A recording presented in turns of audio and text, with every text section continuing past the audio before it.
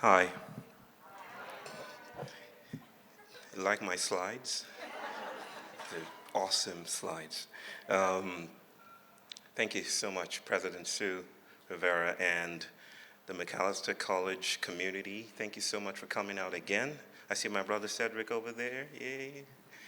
And siblings here. Thank you so much for coming and hosting this space of fugitive inquiry. I wanted to start by saying Merry Christmas. And because of my sister reminded me of something that my son used to do when we lived in Hamburg. I'm no longer a fellow at the Hamburg New Institute. But he'll wake up every morning, he's autistic. He'd wake up every morning and say, Merry Christmas. Merry Christmas, unironically, Merry Christmas. And we had to design our home to accommodate this idea that Christmas happens every day. One day I woke up exhausted, and he said, Merry Christmas, Dada. And I remember telling him, you know, it really isn't Christmas, right? It's April. It's not Christmas. He was about 5 years old. And then he looked at me, and with tears in his eyes, he insisted, but it is Christmas. It is Christmas. And I carried this story while I was filming a documentary called Three Black Men. Some of you may have seen the clip. And I took it to my brother. He's one of the three black men, Orland Bishop. And he said to me, Bio, why are you gentrifying this boy, right? Why are you gentrifying his notion of time?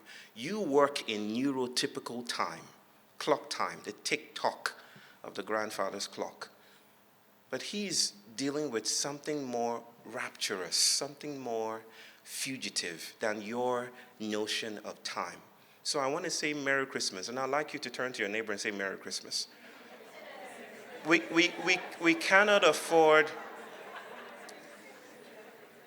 I'll tell you why you said so. We cannot afford to stick within the neurotypical urgency of time, in the ways we understand time, in the ways we've been habituated to practice time, because time is a practice. And so my son is my teacher, reminding me that there are other ways of thinking about temporality, other ways of thinking about bodies and embodiment. He's a Spinozan philosopher. And he reminds me that there's a lot more to do than has been marked on the ground. So in the neurotypical scarcity of things, I'm just here to speak, and you're here to listen, right? And I'm here to convey something that might be considered brilliant or insightful. If it's good, you might think it's both. But that's too impoverished a photo or an image of what is happening here. I think it rules out and obscures too quickly the spaces between us, the autistic plots that are still converging in the air between us. Last time I was here, I think I spoke about anemopoetics, how the wind itself materializes the world, right? So that humanocentric notion that I'm just here to tell a story and you're here to listen is too impoverished. I want to start with a different kind of story, that we're here with ancestors, that we're here with stranger temporalities, that microbes are also listening, that there are bacterial activisms afoot, that there are things that are happening that have no name yet. And maybe with that, I would invite you to actually get up on your feet if you can and greet each other. Find 2 or 3 people to greet, as if that's the point you're here. That's the reason you're here. No, not the handshake. Give a hug. Come on, don't be so formal.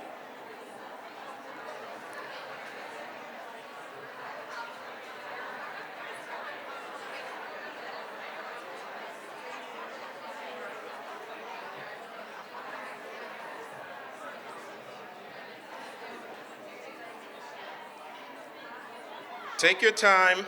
All right, don't take your time. Go back to your seat. I have a plane to catch. Thank you. Don't want to miss my flight. I mean, it was nice, but, there's still clock time. As fugitively as I can concoct that moment, I still have to move through clock time. Well, thank you for coming again, and may our greetings open up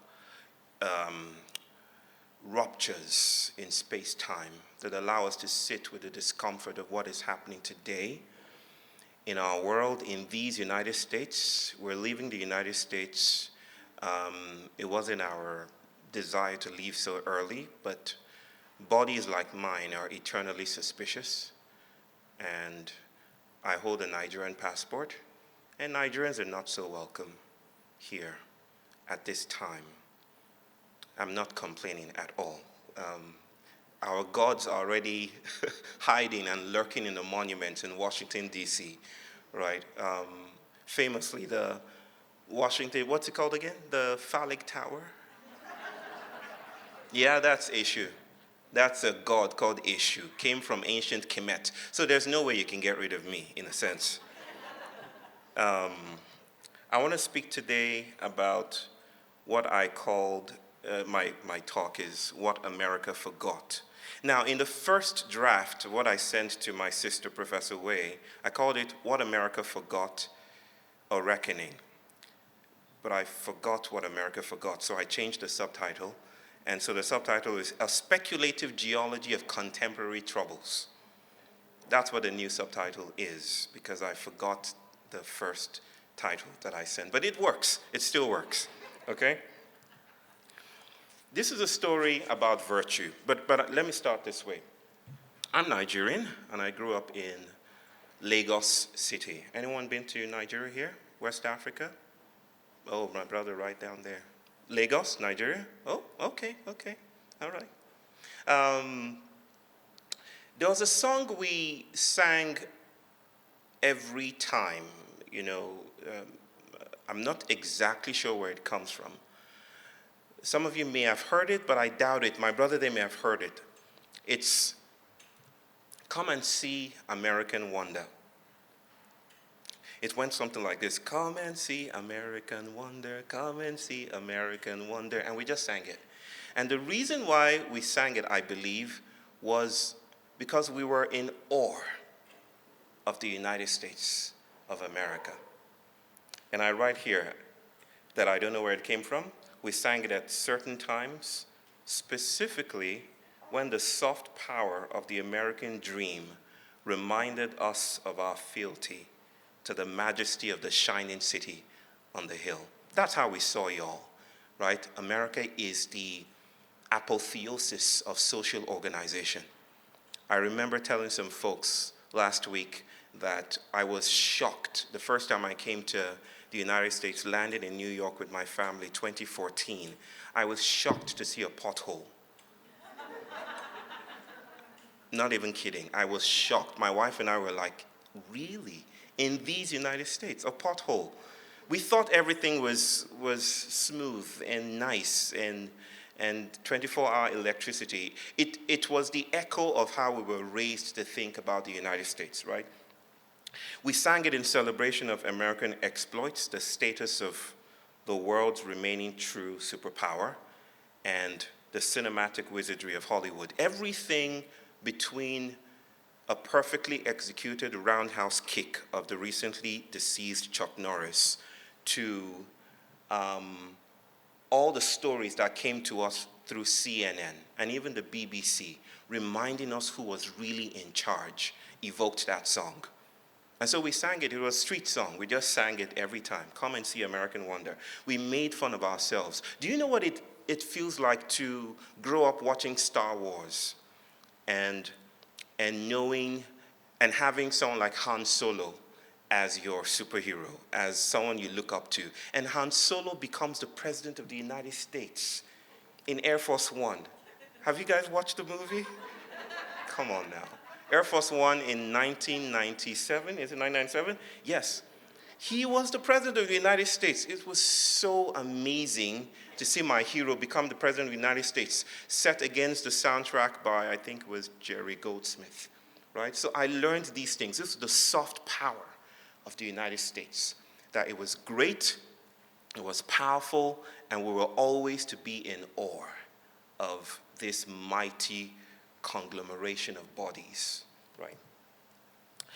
But I write here that the real reason why we occasionally broke into song about the United States was because of the story of American virtue. Okay? Since we are not in church, I just want to invite you to tell your neighbor or just echo those words to your neighbor. American virtue. Especially now that the United States president has just threatened to wipe out an entire civilization. American virtue. This is what we're brought up to think of as normal, that America was fundamentally good, and its goodness was impermeable, irreplaceable, was probably heaven sent, divinely ordained goodness. This is how we thought about the United States. It was written in our imaginations, the indelible stories of America's fundamental goodness, the burning standard of moral might. Our innocence forced us to dream that we would one day visit God's own country.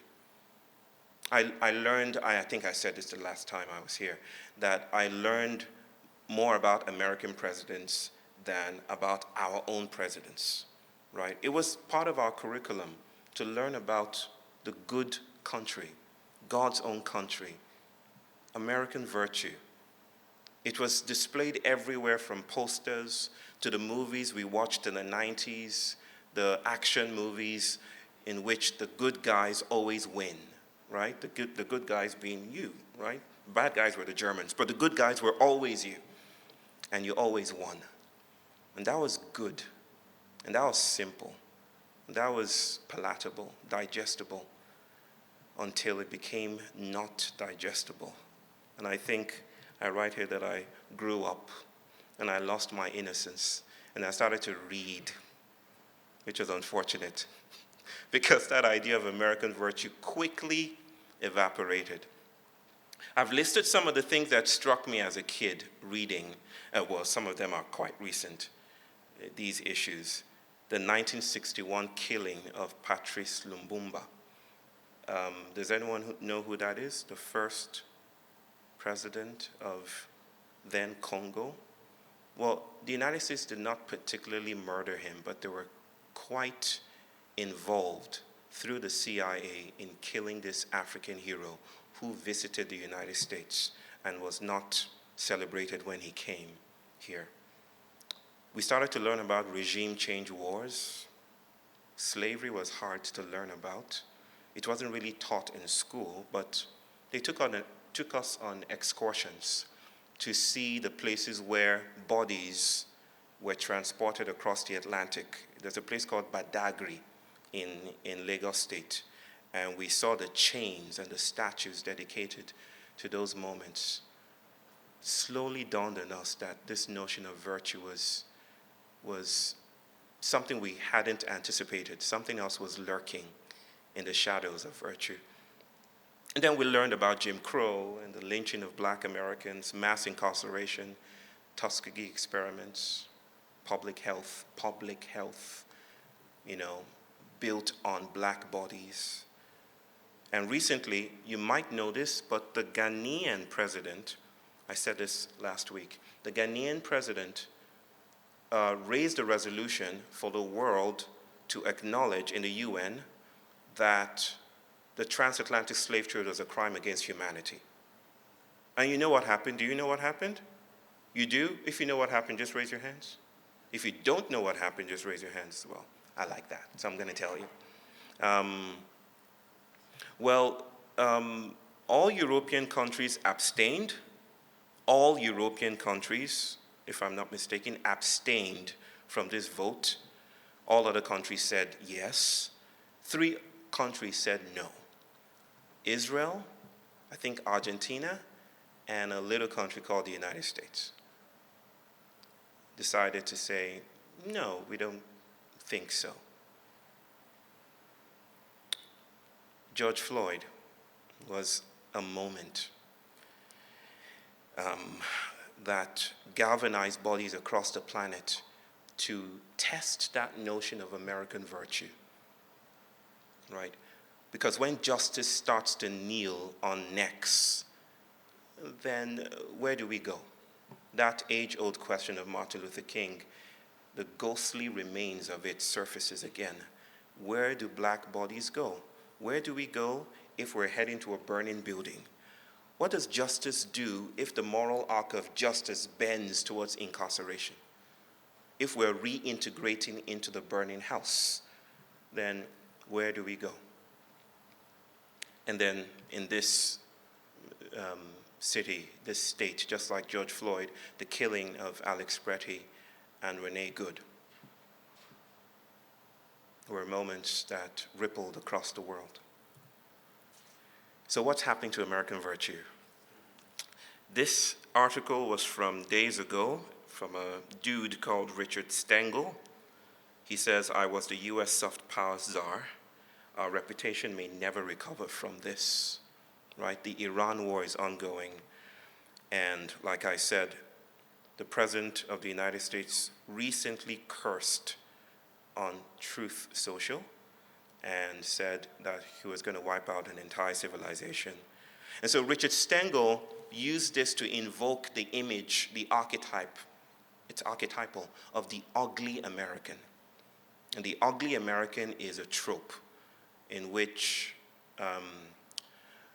by which people are noticing that virtue isn't as virtuous as we think. That those who have presented themselves as clean and tidy and virtuous are part and parcel of a society that is,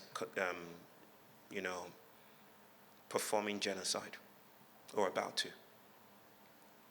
And so Richard Stengel invokes that image, articulating a global verdict on the fading myth of American virtue. And so the virtue, or rather the verdict, seems clear. America is no longer good. Hold up, just in case you're angry with that. A lot of things I will say will be hard to hold, but it's in the holding of the hardness of it that maybe an ancestor might visit you and remind you that there is much more to do. Like my son told me that day when he was going around in circles, that there is much more to do. I have things to do that you know nothing about. And I think this is our vocation today. America is no longer good seems to be the global verdict. From Nigeria to India to Pakistan, there are people on the streets that I've listened to conversations in the global south where everyone seems to be bemoaning and cursing the American state. America has had lofty ideals, but the betrayals of those ideals far outweigh the promising realizations.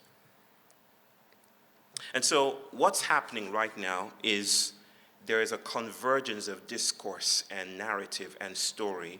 The political imaginaries of our time insist that the thing to do now is to restore justice, is to restore the global norms, is to restore NATO's power, is to notice that Trump is an aberration, right? Is to stretch the choreographic lines of the grand American project towards restoration.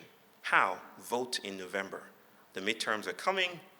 Vote the Republicans out. How many of you are going to vote the Republicans out? You shouldn't have raised your hand. It's a trick.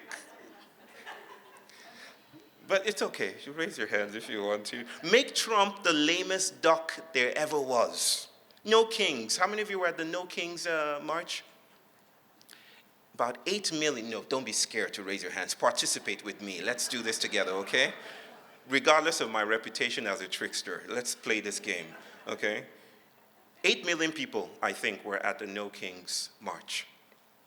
Get mad at Trump, at the system, at Stephen Miller, and whatever planet he's from, Kristi Noem, Lindsey Graham, who wants to bomb everything, and Senator Thune, and possibly Mitch McConnell.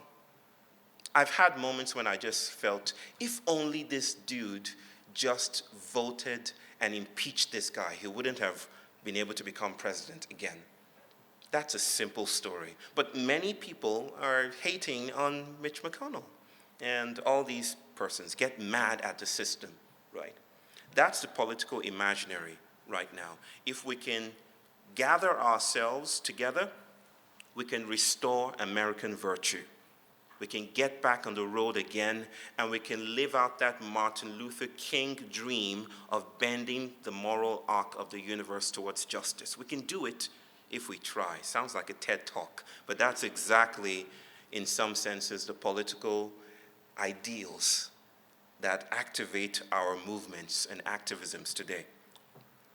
Now, against this political imaginary, or better yet, in the syncopating lines where the imaginary bends away from metabolic precision, a soft voice breaks through with 5 or 6 words.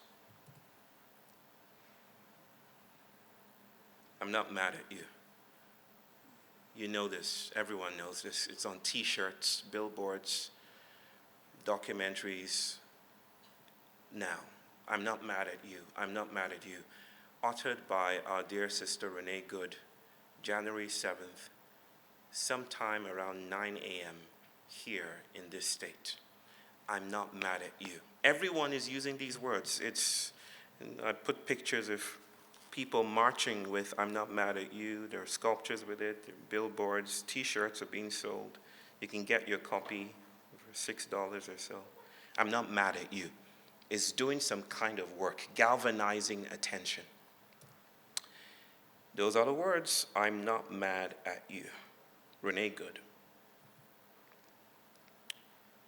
Now, before Renee Good was murdered by ICE agents, she said those words. Now, I've been thinking about those words, and I shared some of my thinking in my class, The Ghost Lights of the Political.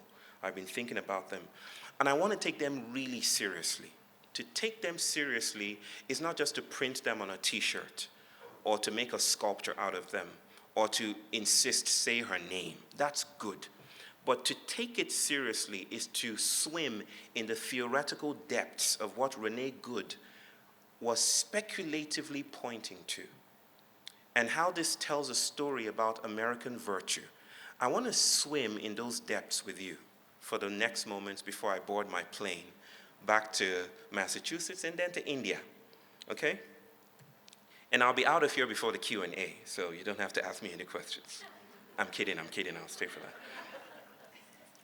To me, Renee Good seemed to have been, and I put this all in the slides because I understand that some of us may want to share this and read with it, so this is helpful for me as well.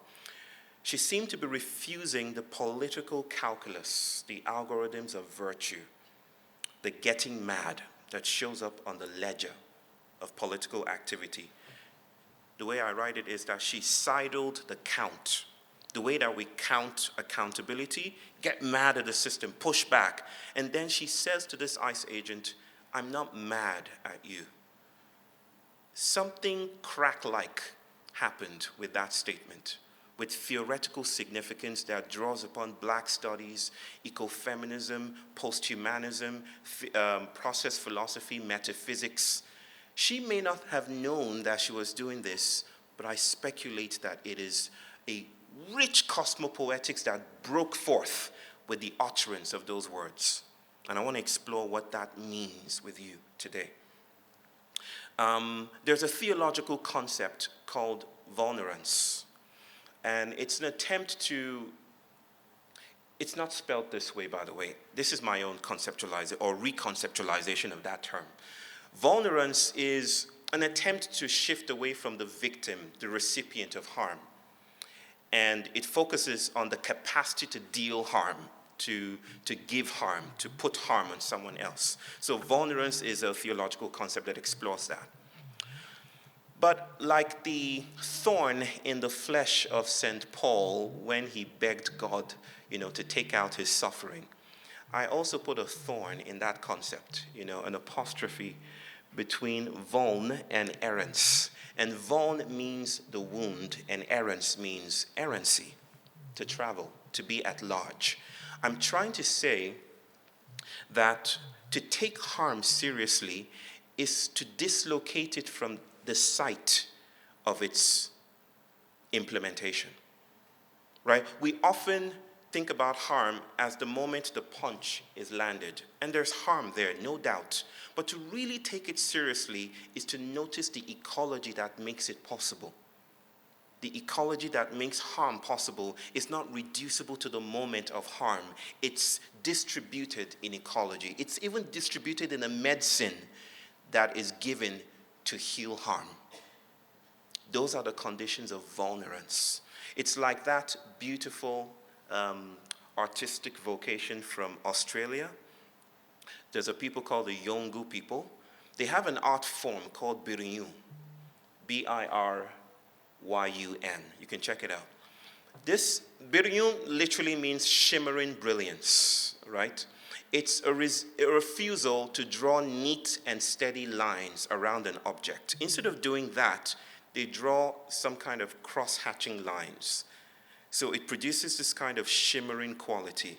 And they say that in doing that, they make room for ancestors to come in, right? So instead of closing the gap or closing the loop too tightly, which is what modernity knows how to do, Biriyun as an art form opens it out so that things leak in and out. I'm doing the same with harm, and I'm thinking through Renee Good's words to say that harm and how we locate harm is part of modernity's algorithms that obscures the prestigious, long ancestral vocations of harm, and how that ecology proliferates itself even in the attempt to prevent harm. Don't worry, we can ask questions afterwards. So Renee Good was not looking at the form. She was looking at not the ice agent. She was looking at something more expansive. She said, you're not the point. I'm not mad at you.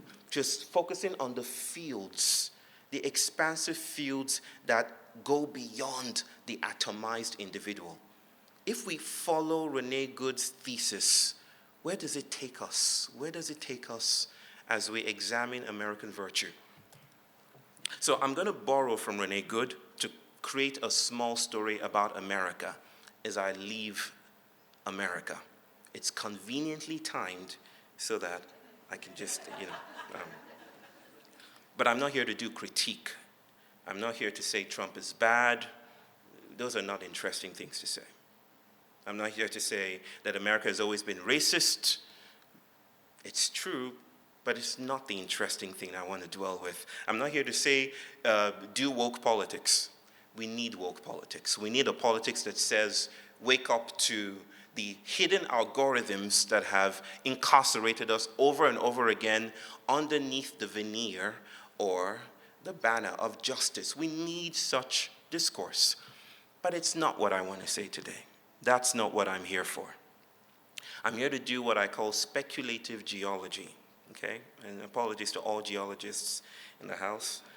I will be introducing some members of my cosmopoetics, some concepts that have helped me and that I've borrowed from Deleuze and Spinoza and Karen Barad and Isabel Stengers and Vicky Kirby and Saidiya Hartman and Fred Moulton and C.L.R. James and all these black scholars that influence and think alongside with me.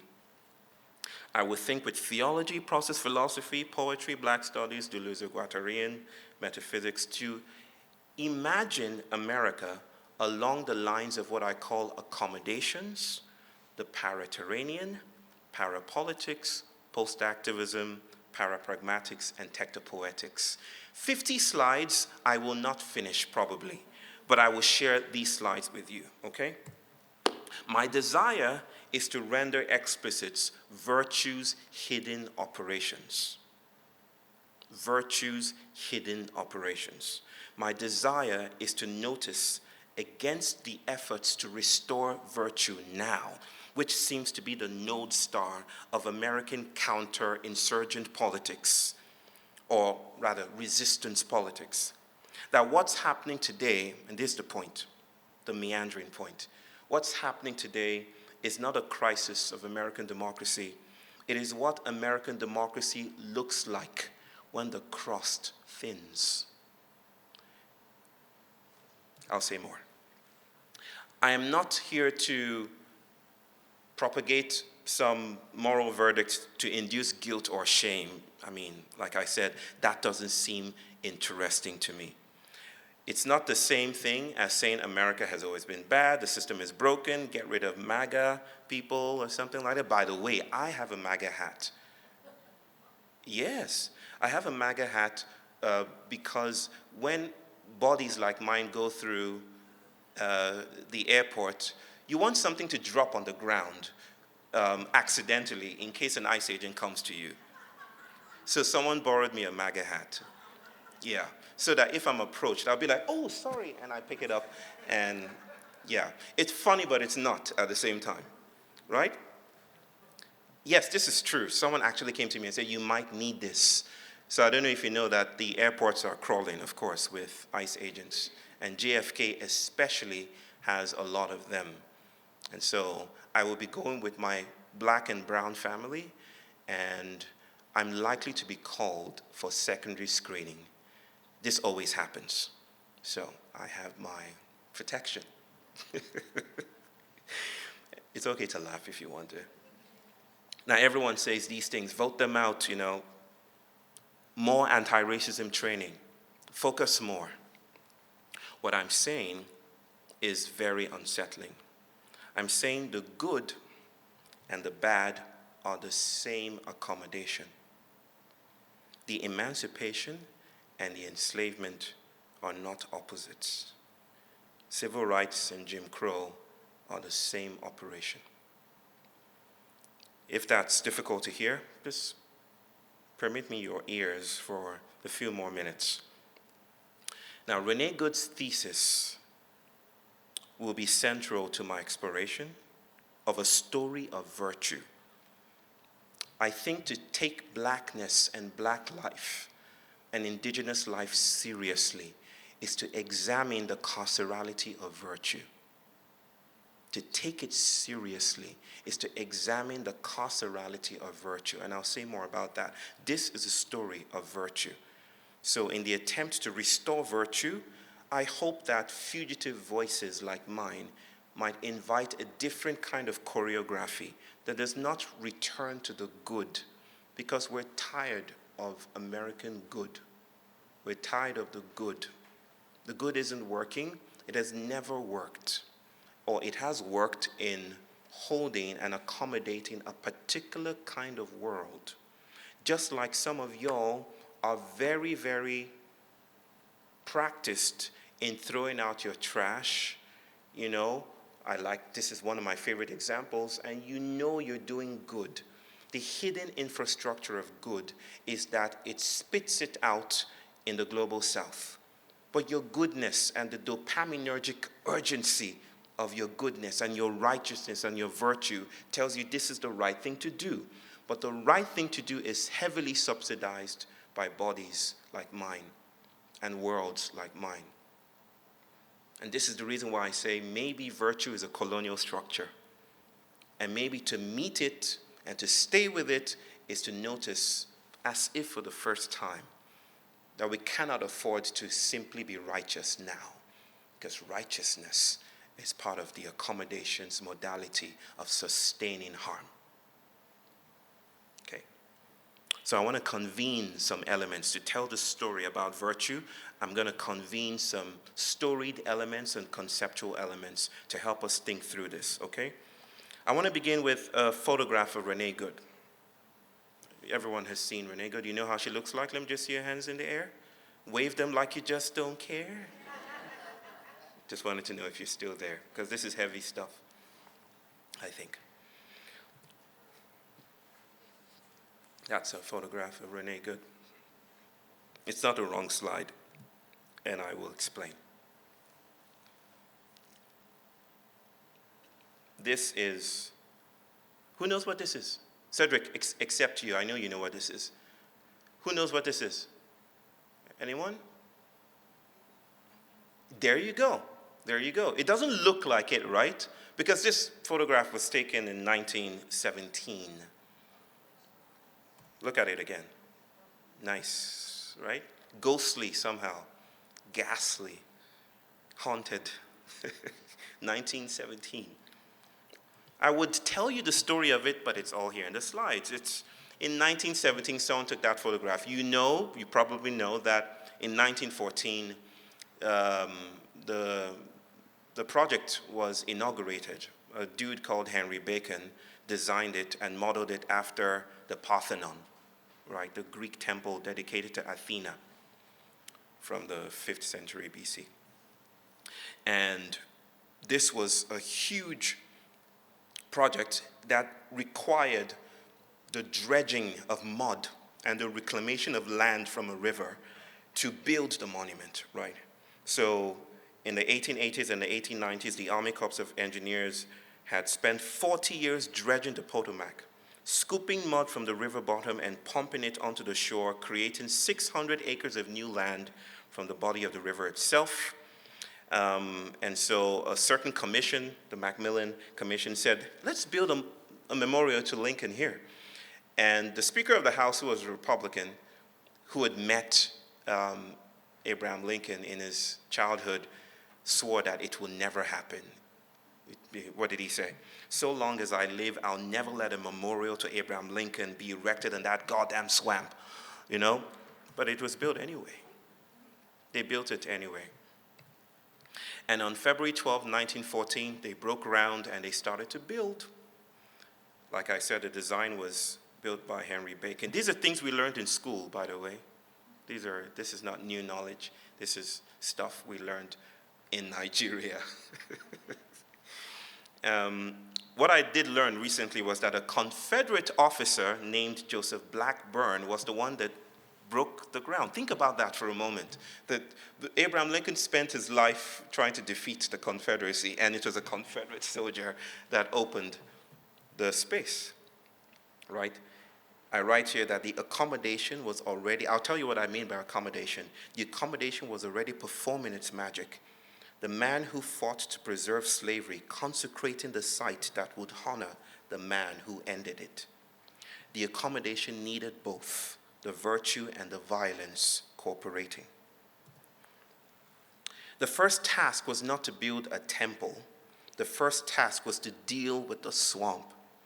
So bedrock was 50 feet down. The manufactured ground could not support the weight of what America wanted to place upon it. So workers began sinking 122 hollow steel cylinders through the soft earth, driving them down into the mush and loam of that reclaimed land through 50 feet of mud. Think about 66 feet of mud, not 50 feet. I'll check that out. And then huge stone slabs were placed, and the cylinders would finally reach bedrock, and they just started to build on top of it. They waited for the marble, which they shipped from 3 states, and they started to build this grand thesis to freedom. 8 years later, the groundbreaking, or the opening, was on May 30, 1922. It took 8 years to build the Lincoln Memorial. Of course, Lincoln isn't buried there, you know that. But it was still stunning. The swamp was drained. It puts a new twist on drain the swamp, doesn't it? The swamp was drained, the swamp was conquered, and the glorious marble-esque visage of American virtue shone brightly on reclaimed land. Or was it? Was the swamp really drained? In 1975, during maintenance of this memorial, they dug open a hole in the memorial, and they saw something really strange beneath the memorial. They saw an undercroft. Some of you may have read this story. Anyone? A fascinating ecosystem of ghosts. I'm kidding. I'm making it more dramatic than it needs to be. But it was no less interesting. An ecosystem of insects and rats and rodents and giant pillars and stalactites and stalagmites, everything. It was a cave. The engineers brought the people from the Speleological Society, and they declared it a cave, a cavernous entity growing with a life of its own beneath the Lincoln Memorial. Right? I write that as the hidden life of virtue, right? Beneath virtue was this cavernous system. The undercroft had become a living system growing in the dark beneath the feet of every tourist who looked up at Lincoln and felt the marble and believed the ground was solid and impermeable. The swamp, of course, was never drained. It just had a different life within the mound that was a memorial. So this is a photograph of Renee Good. This is a photograph of a god being born. The marble rising from the swamp, the virtue congealing over the bodies, the accommodation mid-pour, the amnesia not yet complete, right? America is built on forgettings, things that it has forgotten. And I'm going to make the case that every accommodation is built on forgettings of some kind, strategic forgettings. Nothing can be legible without some forgetting of some kind, right? I'm going to make a case that this is exactly how I think about God. Okay, so I promise you that there will be some process theology here, because to convene and stay with the seriousness of Renee Good's words, I'm not mad at you, is to draw from theology and all of these things, right? All of these quarters. So, this is God, folks. I'm going back to that slide. Not convenient, but this is God. When you think about God, you might imagine a bearded Gandalf figure sat upon a throne, a golden throne with a scepter on the right hand and many ghosts on the left. I don't know how you imagine your God, but when I think about God, I don't think about God as up above or down below. I think about God as a mound, a bump in the smoothness of things. If you actually examine the etymology of the word God, it comes from, or is associated with, according to some scholars, the Proto-Indo-European word called gutom, which means poured earth. Okay? God is poured earth, a bump, a mound, a hill. If you've ever examined prehistoric patterns and rituals in Europe, you might be aware of what they call a tumulus. Anyone here? A tumulus? It was a, yes, there you go. Do you know what it is? It's a bump. It's patterns, yes. I didn't fully hear what you said, but I could hear you psychically. It's a bump. It's a burial mound. Bodies were gathered in them, and it was like a bump in the earth. It organized bodies in some way. So I say that God is not below or above. God is a tumulus. God is a diagonal. God is a mound, right? In other words, God is the bump in the smoothness of things. God is the shape of experience, where experience is not internal to individuals, but the gravitational curvature that bends bodies, roads, laws, dreams, activisms to preserve a particular kind of shape. I won't go through that again, except to say that God is the shape of experience. When you go and get your coffee, the patterns you have, your everyday rituals. My sister just went to the dentist. That's God. Right? God is the betweenness of things. I mean, it's even biblical. In him we move and have our being. The idea that God is above is too reductionistic. God is the glial cell that holds our experiences together, which tells you, according to people like, in line with people like Foucault, that experience is not inside you. You don't have experience. Experience has you, right? So we are organized, our shapes, our wantings, our desires, even virtue, organized in a God-looking shape, right? This might annoy my geologists in the house. God is the igneous calcification of movement, the dynamic pouring of the mound that precedes selfhood. God is the tumulus, the pouring of earth over bones, the shape that organizes the world, okay? Now, the Lincoln Memorial is a tumulus. It's a way of organizing bodies, right? Lincoln is not buried there, and yet the structure performs the architecture of burial with uncanny precision. So God is the shape of virtue. God is an accommodation. America is a god in this sense. I want you to release the tendrilic entanglements between you and the idea that America is just a country.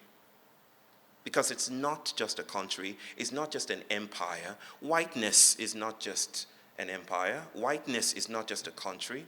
And whiteness, of course, as you might have heard me say before, is not white people. Whiteness is a performance of power, the discretization of bodies to meet the shape of God, right? Okay? Whiteness is pre-individual, Simondon. Pre-individual. It's not the individual. If you're focusing on the individual, you're too late. That's why Renee Good said, don't focus on the individual. I'm not mad at you, the individual. You're not the point. It's the field. It's the tumulus that we should be looking at. It's the shape.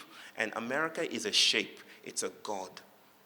It's not a country you can point to on the map, even though it appears on the map. It's not a government you can reform, even though governments operate within it. It's a shape, a density, an accumulated pouring of earth over bones that bends every body that moves within its field. America was my country or my God, even in Nigeria, right? You're getting the point that it's more than just a country. The Constitution is one of the layers, the sedimentary layers of this God. Whiteness is another, the free market is another, the idea of the individual, right? The sovereign self who chooses, who votes, who pays attention. That's another layer. Each layer is a pouring, and it covers the previous layer. And the shape that emerges from this covering is a God. The gravitational density that organizes American experience without appearing to organize it at all. It will feel to us, to you, like freedom, right? It feels like nature. It feels like the way things are. Like you get to choose between Pepsi and Coke, freedom. But that's the God, right? The idea that I am free, that's a God. You're anchored to this tumulus, this prehistoric hill that bumps out of the ground like the Lincoln Memorial. And that's the accommodation. What do I say when I mean, or what do I mean when I say accommodation? I don't want to go through Deleuzian assemblages. An assemblage is a heterogeneous conglomeration of multiple parts to make reality, in a sense. But an accommodation is how bodies gain legibility. If you are here, you are accommodated. Everything that exists is accommodated, okay, in a nutshell, in an uneasy nutshell. Everything that persists is accommodated, right? And accommodations come together by forgetting ecologies, right?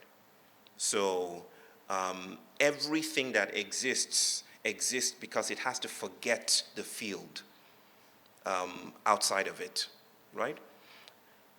In this sense, God is the shape of the accommodation. And this accommodation is what happens when the swirl of multiple relations come together, when the multiple hardens into a shape, and when the heterogeneous, through repetition and sedimentation, becomes natural. Why is it that Americans are polite on airplanes? Why are you polite on airplanes? And why is it that we in the Global South don't, and the Global South is not a monolith or a category, but we don't seem to display that kind of politeness, right? We rush to the door when the plane lands. There's no waiting for the seat in front of us. But Americans are incredibly polite. Why is that? Has anyone thought about that? Why is it that people in the Global South say Americans? It's a stereotype. I don't think stereotypes are never entirely true. But Americans, we say in the Global South that you can tell a person is American by how loudly they're telling you about their personal life in the airport, right? And there's things we say on the street. We didn't need that information, right? It's a stereotype. Americans are loud, of course. It's a stereotype. But these are accommodations. Bodies are accommodated, meaning is accommodated, and every form of accommodation is a god. And it's performing some kind of thing, okay? That's the idea. The accommodation is the congealing of relations to preserve the algorithm of experience, okay? And God is the shape of experience. Okay, now what did America forget then? America is built on the bones of the hidden. America is built on the pariterranean. This is my term for all the hidden sedimentations in the soil, all the ways bodies are still being worked out, all the ways memorials are built on caves, right? The pariterranean is the hidden life of virtue, the things that have been pushed aside so that you don't get too worked up, right?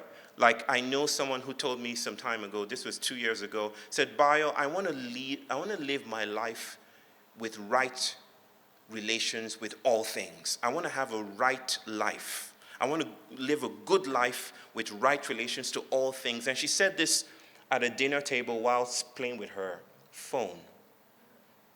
And I remember telling her, how do you begin to live a right life with perfect relations with all things if your very handset is purchased by the blood and the sweat and the tears and the suffering of Congolese children who go into these mines to dig out cobalt?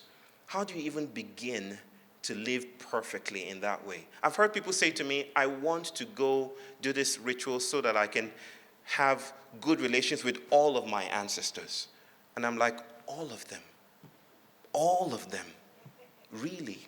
Is it possible to, all of them, just the whole sweep of ancestors? That the idea that you can even begin to name them or count them is already a performance of modernity, right? The pariterranean is that which subsidizes virtue, is the hidden life of virtue, the caves beneath the memorials, right? America is an accommodation. It's a specific congealing of the swirl, a specific shape of a god, and that shape is subsidized by the pariterranean that has become like an undercroft, okay? Now, my sense here is that the God of freedom, the God that is America, is tired. That God is tired. And the God is being composted, okay? Not that freedom failed. I'm not saying freedom is failing. I'm saying that freedom was always a covering.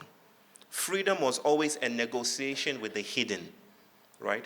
And the covering was effective for centuries. But now the crust is thinning and the leakage is happening. The God is tired because the material it was poured over, the bones, the bodies, the swamp, is pressing against the marble from the inside. The pariterranean is surfacing.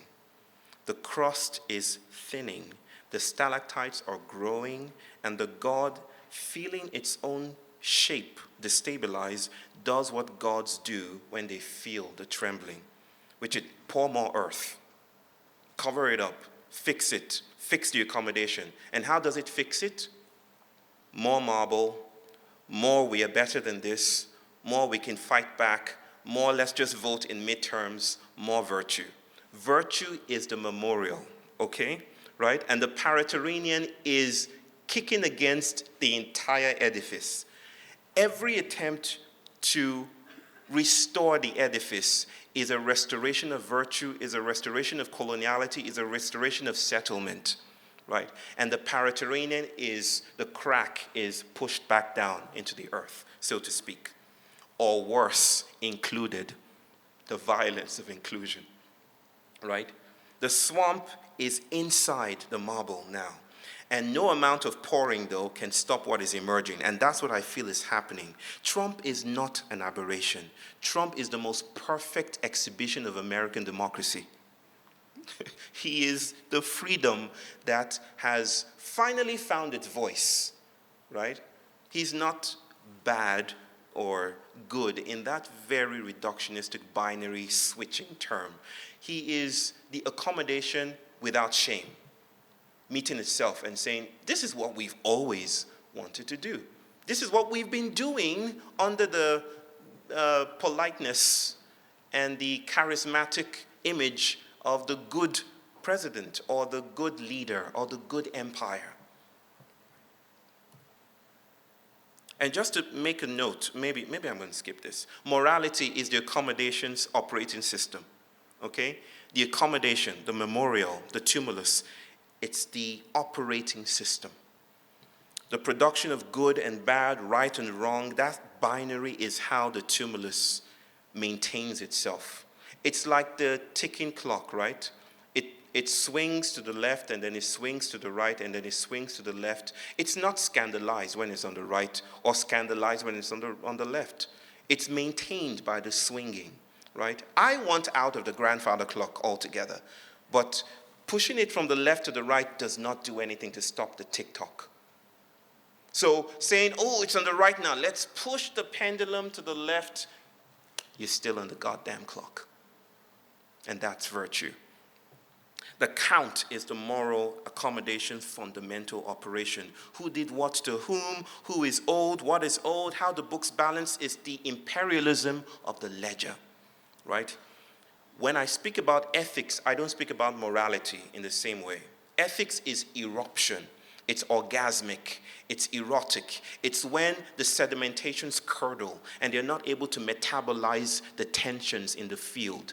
Renee Good's words were a crack in the moral field because she didn't end her life, or her life did not end, rather, with go get them. She said, I'm not mad at you. And even though that has been remetabolized in the accommodation as a chant, as a cry to resist, what we're doing here today is thinking through the pariterranean, the blackness of what Renee Good was actually speculatively saying. Ethics is not the opposite of morality. It is the eruption in the sedimentation. It's the crack in moral accommodation where something paramoralis surfaces, something the binary cannot capture, okay? And cracks are the speculative eruptions of ethical tensions, and they allow us to stay with something new, something different. So this is my different story of virtue as I close. I wanted to just quickly refer to Jesus of Lubeck. How many of you know Jesus of Lubeck? You've heard of Jesus of Lubeck was among the first slave ships. It was, many count it as the first, but I don't think that's accurate. It was commissioned by Queen Elizabeth I.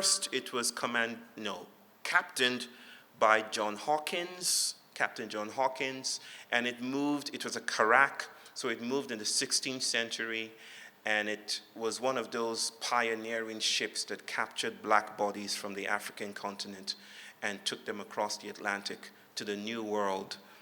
What's very notable about this ship is, of course, the name. The name of this ship was Jesus of Lubeck, but it's much more than a name, because every day on that ship, the captain instructed everyone to pray,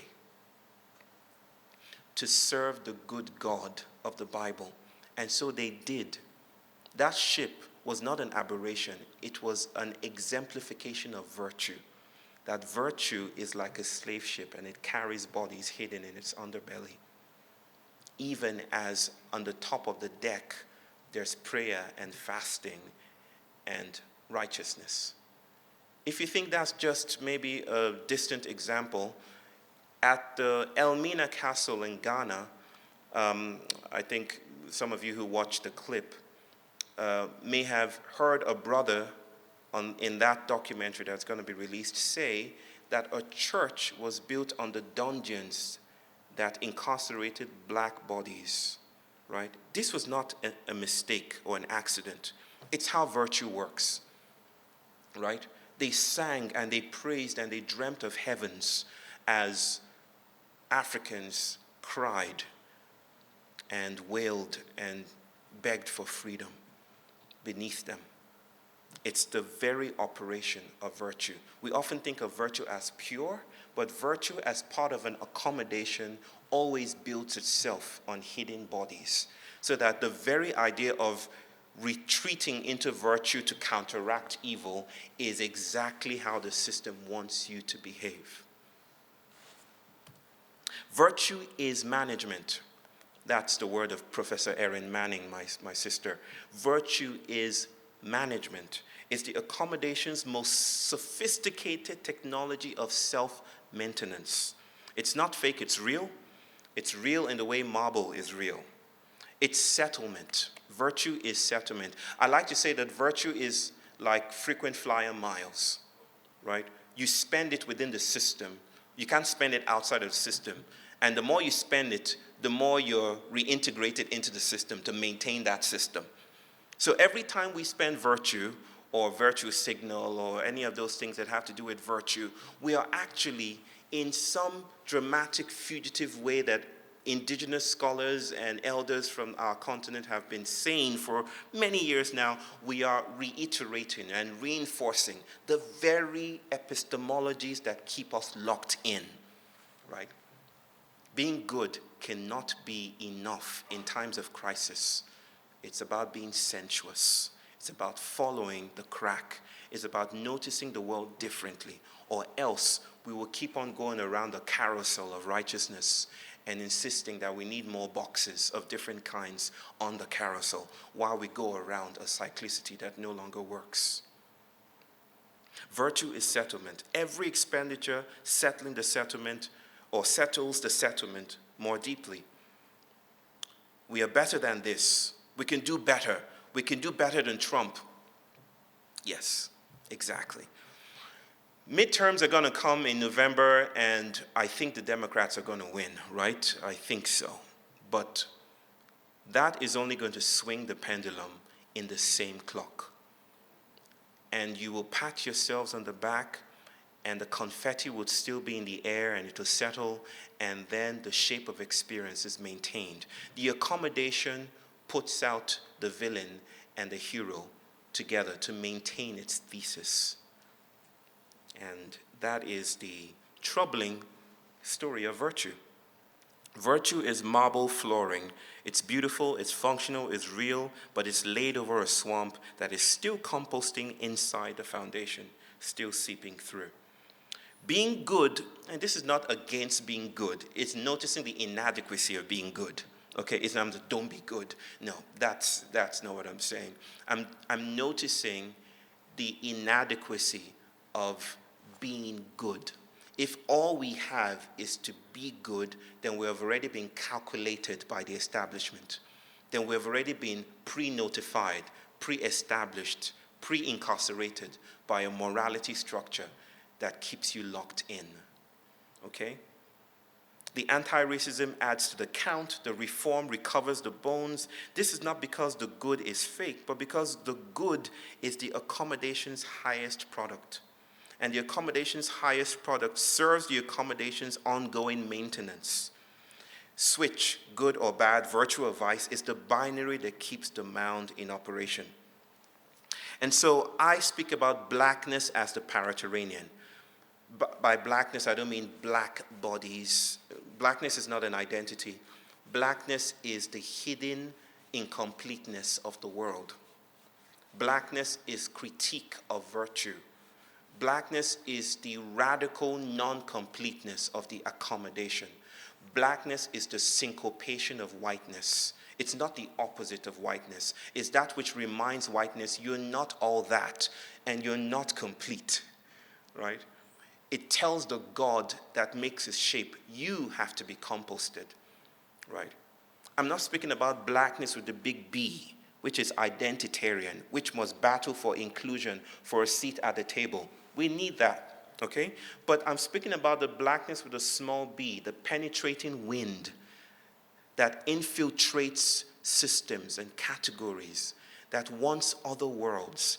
Blackness critiques reality, right? Read all these black studies scholar. Blackness says reality is too small a concern. I'm looking for speculative futures, other kinds of worlds. I'm looking for beyond the fields of good and evil. Blackness was what Rumi, the poet, spoke with when he said, I'll meet you beyond good and evil. That's blackness. It's not just black bodies. It's the amniotic metabolism of a world that is never complete, right? Blackness is not an identity, I say here, right? The molecular working out of the molar republic was poured to freeze. Blackness is the swamp inside the marble. I want to remind us that the enslaved were not excluded from the American project. They were constitutive of it. The mound was poured over their bodies. The marble was quarried by their labor. All men are created equal was the covering over the bodies that made the equality possible. All men are created equal. But what happens when we pay attention to blackness?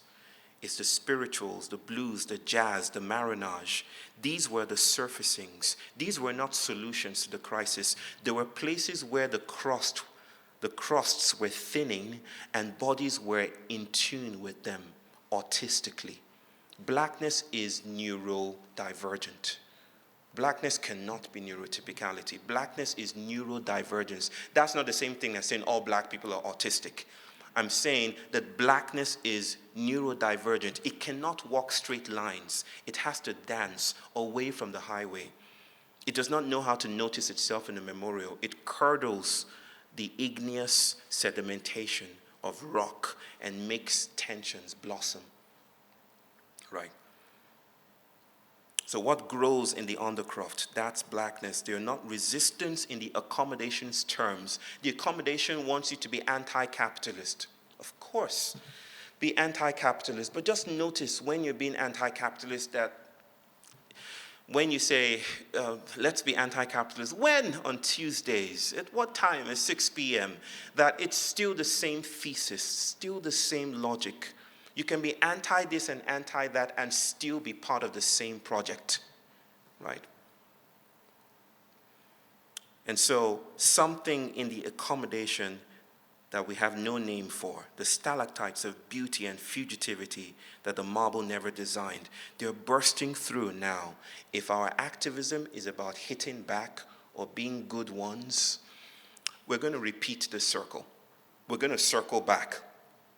And then when the pendulum swings to the right again, it'll be an inflammation of their resistance to the left, and then the same circles. The eternal seesaw is what Richard Stengel calls it. We have to find ways of breaking away from the tick-tocking, time-keeping ledger. Okay. And I say here to close that to take blackness seriously is to be forced to consider the sedimentary causality of virtue. The same mound that produces emancipation produces murder, right? And this is not because America is hypocritical, it's because the accommodation is what it is, a God that bends the world while covering what constitutes it. I've said I'm going to end many times now, so this is the penultimate ending, okay? American studies has been studied or performed as a smooth narration of history. I've recommended in some texts tectopoetics. Something is happening to the African continent. I don't know if you know this, but a crack on the eastern, you know this, of course, Bristolway. There's a crack that is emerging on the continent that's splitting it apart. Some people estimate that maybe in 1 million years, or maybe less, there'll be a new ocean there. Cracks are emerging in unlikely places. I think it's time we studied America from not the smooth marble, but from the cracks. And so I call it tectopoetics. And this whole thing that I did today was not a smooth narration of American history. It was a telling of its story from the leakage of the memorial, from the place where Renee Good spoke out a crazy thesis. I'm not mad at you. Bursting the political imaginaries of our time, if we really listened to what she was saying. I'm going beyond the nation's self-narration, right? And from this place, we study America from the cracks, not the marble, or reading that is itself a practice. My overwhelming intellectual vocation notices the world reproducing algorithm of goodness, how virtue resettles the accommodation and covers the cracks. And so I speak about making sanctuary. And what is making sanctuary? It's not restoring the marble, it's not draining the swamp, it's tending to the thin places. It's building chevet around the openings. I'll tell you what that is. It's eldering the crack, the place where things don't make sense, the place where we're confused, the places of grief. That's making sanctuary. It may not look like a solution, but it's how we compost the God that is America so that something else might be born now. Okay? We need y'all to do this, and we will do it along with you because we cannot afford American virtue any longer. No one sings "Come and See American Wonder" now because we kind of know that the virtue that was pushed down our throats is also the virtue that is choking us. This is Renee Good, but it's also all of us. This is a God that wants to be born. This is a God that is dying. And this is a God that is struggling for its life to preserve its form, its shape. Gods eat cracks. That's what maintains them. Deny this God the eating of the crack. Stay with the crack. Give it a home. Okay? The openings, the thinnings. Stay with them. Stay with the grief. Don't fix it yet. Stay with it a little while longer. And in doing so, the God might be composted. It may not look like politics. It may not look like voting. But it is parapolitical and it is no less powerful. No, I'm going to skip this because of time. I want to end with this. I promise you this is the last one, the very last slide.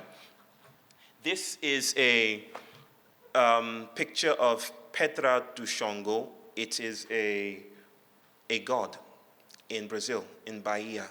And I've told this story many times, where we filmed part of Three Black Men. And there's a god from the Yoruba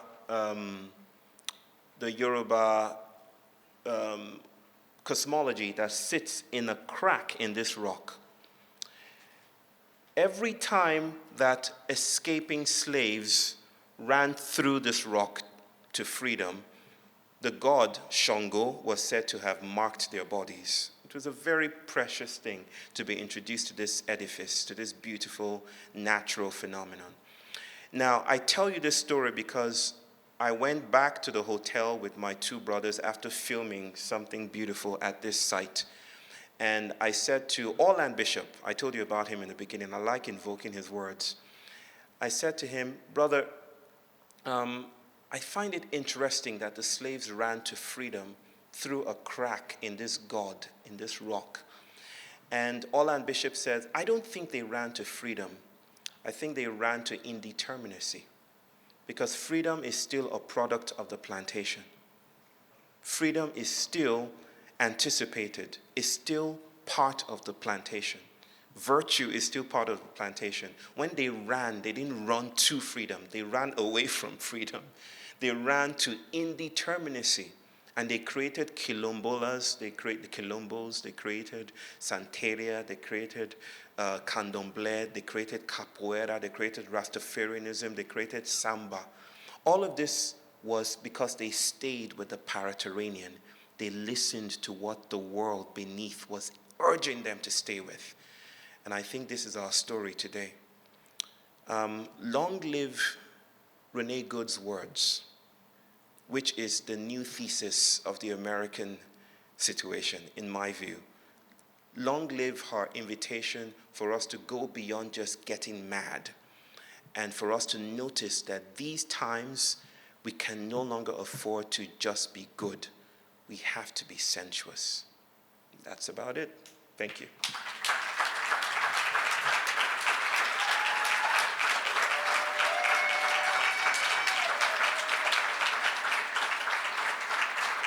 This works, yeah. We have a second circulating protection. One question. How did I do with time? Good?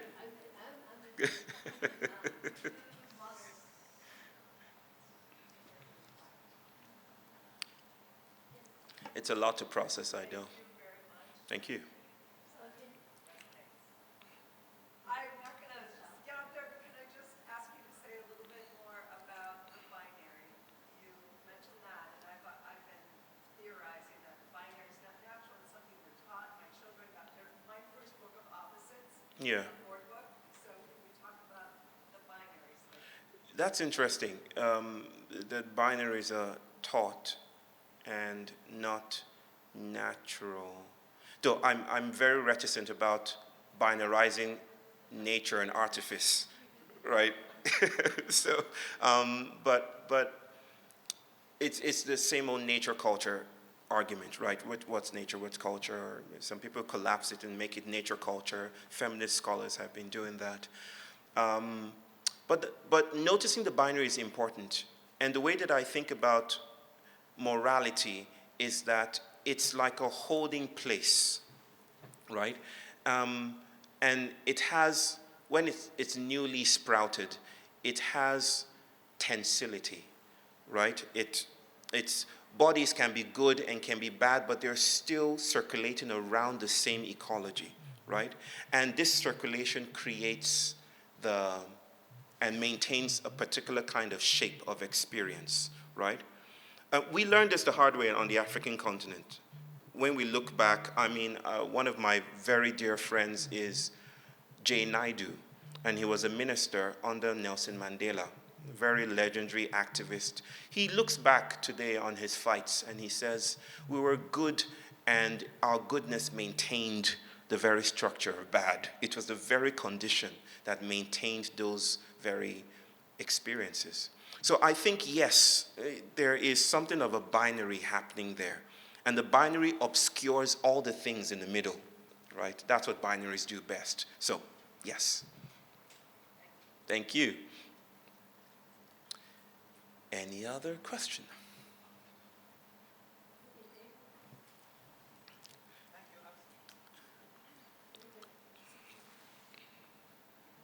I was fascinated by the ethics of cracks.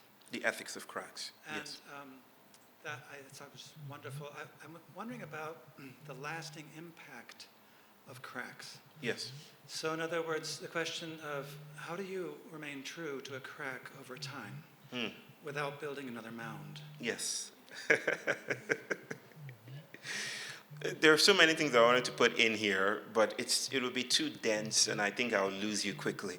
But there's something I call cura poesis, and cura poesis is the making of care, right? The making of care, cura and poesis. Something happens when care, as a form of embracing, becomes a form of asphyxiation, right? And I know this from personal history that I don't want to narrate right now. But when care, the way our bodies are cared for, feel harmful to our bodies, like modernity is a form of care, right? But now this care is strangling us, right? And so our bodies are kicking back in the ways that Deleuze might describe against this form of carcerality. This is when cracks show up, when things get too solid. Now, following a crack is what I call weird fidelity. It's not moral good or moral bad. It's something else that hasn't been formed yet. It's igneous. It's still formulating itself. But cracks quickly become canyons, right? The more we stay with them, the more they congeal and they become solid and they become new moralities, right? Think about pathways. What's it called? I forget what Deleuze called it. But imagine a path, an officially designated architectural path that leads across the grass to a new office in this campus. But you notice that some steps have started to trace out a path through the grass, right? It's tentative, but they're tracing it out. Has any of you stood there wondering whether, should I go the official path or should I wander with the footsteps that are still emerging? That's a crack. It's like it's becoming, it's taking form. It doesn't have a name yet, it's not legible. But the more people get on it, the more people repeat it, it becomes potentially an official new path. That actually happened in my university in Nigeria. Students just kept on going. The university decided to make a new path there, right? They concretized it. So cracks do not stay long, right? They become congealed, they become new moralities, and then those moralities crack open, and the same process develops over and over again, never ending. But cracks, in my view, are how reality changes, right? We often think about changes as what we do in politics, but that only maintains the form, right? We're still in the Reaganomics, I think, from the 80s, even though we've had different democratic presidents. So I think that what we want to do here is to have weird fidelities, to gather around the crack, to elder it, to stay with it, to congeal and convene bodies in the celebration of the cracks instead of just getting back to normal. Does that make sense? Okay. Are we good? That's it? One more, come on. 5:59, okay, I gotta go.